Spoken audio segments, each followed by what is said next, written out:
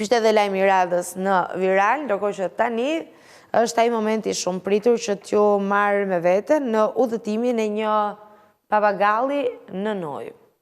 Okej, e shohim, shumë interesante, gati surreale më duket mua, por që ja ka ndodhur vërtet, nuk e di përsa gjatë ka qëndruar papagalli Bibi aty i vendosur në atë hapësirë të ngushtë, megjithatë, kjo patjetër që është një video e pazakonte dhe mbreslënse, e cila ka tërhequr vëmendjen globale, ka tërhequr edhe vëmendjen tonë dhe jo më kote kemi sjell ditën e sotme si një informacion për të ndarë me ju.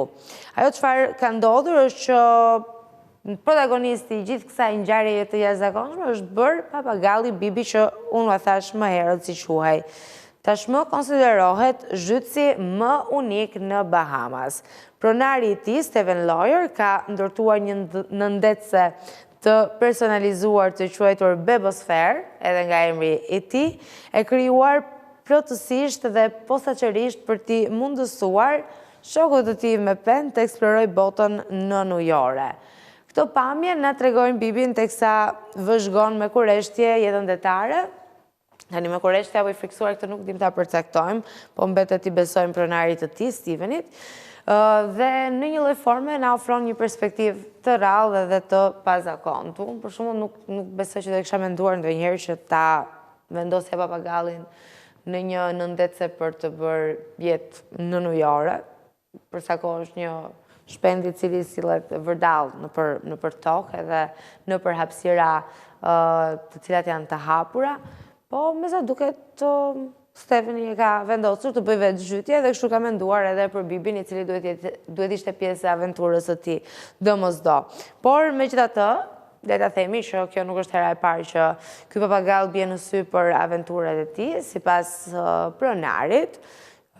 Bibi ka realizuar mbi 15 kërcime me parashut dhe ka marrë pjesë në udhëtime të ndryshme përfshirë edhe xhiro me biçikletë. Okej, me biçikletë e kuptoj, deri diku më e arsyeshme dhe më e besueshme e gjitha, po me parashut kjo është e frikshme realisht.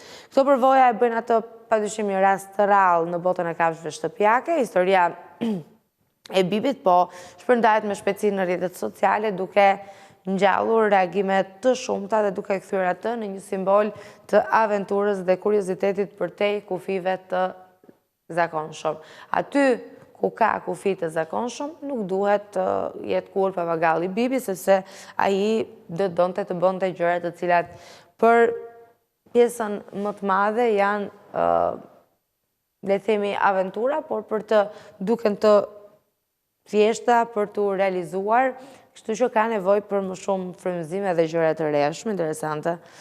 Na rregulloi mëngjesje në papagalli Bibi, mua të paktën personalisht kështu më duk, edhe pse nuk e di se si ndihet, edhe këtë vazhdoj akoma ta vendos në pikpyetje. Por ajo çfarë ne kemi në dorë të bëjmë është që t'i besojmë edhe një herë po e them pronarit të tij, i cili është i vetmi që mund të jap informacion. Po, okej, tani që e shoh pak më nga afër, me pamje duket sikur po e shijon, është bërë kurioz për atë jetën ujore aty, ndoshta ndonjë peshk që kalon, ndonjë specie tjetër që e bën kurioze dhe e bën që ta shijoj të gjithën. Mirë.